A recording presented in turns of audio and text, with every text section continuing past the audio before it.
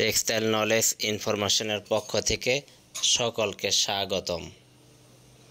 আজকে আমি কথা বলবো একটি ডেনিম ফেব্রিক ম্যানুফ্যাকচারিং ফ্যাক্টরিতে ডাইং করার জন্য সাধারণত কি কি ইকুইপমেন্ট লাগে।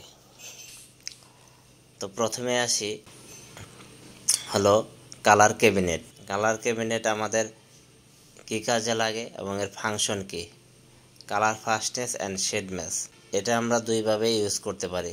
এটা ডাইংয়ে ইউজ করতে পারে সাধারণত কালার দেখার জন্য, মানে শেড দেখার জন্য, এবং এছাড়াও ফেব্রিকের যখন জয়েন্ট ওয়াশ করা হয় স্যাম্পল ফেব্রিক এবং বাল্ক ফেব্রিক, তখন এখান থেকে আমরা শেড দেখতে পারি। মেট্রোমিটার, মেট্রোমিটারে কি কাজ? মেট্রোমিটারের কাজ হলো ইন্ডিগো অ্যান্ড হাইড্রো মেজারমেন্ট। এখানে হাইড্রো জিপিএল এবং ইন্ডিগোর জিপিএল কত এটা টেস্ট করা হয়। এছাড়াও পোর্টেবল স্পেকট্রোফটোমিটার লাগে। পোর্টেবল স্পেকট্রোফটোমিটারে কী কাজ?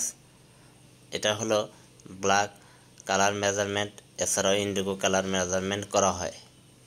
মেট্রোম পিএস মিটার, মেট্রোম পিএস মিটারে কী কাজ? এটা পিএস মেজারমেন্ট করা হয়। তারপরে আসি ডিজিটাল ব্যালেন্স। ডিজিটাল ব্যালেন্সের কী কাজ? এটা সাধারণত ওয়েট মেজারমেন্ট করা হয়। যেমন কোনো ধরনের কেমিক্যাল যদি পাউডার ফর্মে আসে, এটা সাধারণত যেমন 10 গ্রাম, 20 গ্রাম বা 50 গ্রাম, এটা টেস্ট করার জন্য এই ডিজিটাল ব্যালেন্স দরকার হয়। তো পরবর্তীতে আসি ডেস্কটপ কম্পিউটার। এই ডেস্কটপ কম্পিউটার আমরা নানাভাবে কাজে লাগে। Machine control and dosing command, এটা কি কাজে লাগে? মেশিন কন্ট্রোল অ্যান্ড ডোজিং কমান্ডে কাজে লাগে।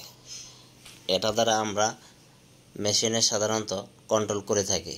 না কি কন্ট্রোল করে থাকি, এটা যেহেতু যারা ডাইং এক্সপার্ট, যারা ডাইংয়ে কাজ করে তারা সহজেই জানে।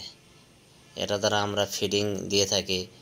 এগুলোই হলো একটা ডাইংয়ের ইকুইপমেন্ট, একটি ল্যাবের ইকুইপমেন্ট। একটি ডেনিম ফেব্রিক ম্যানুফ্যাকচারিংয়ের ডেনিম ডাইংয়ের জন্য সাধারণত এই ধরনের ল্যাব ইকুইপমেন্ট লাগে। So lamp equipment is very important to check the shade and check the color, so otherwise shade will not perfect and good result. So I think every factory need to the test equipment. ধন্যবাদ সবাইকে।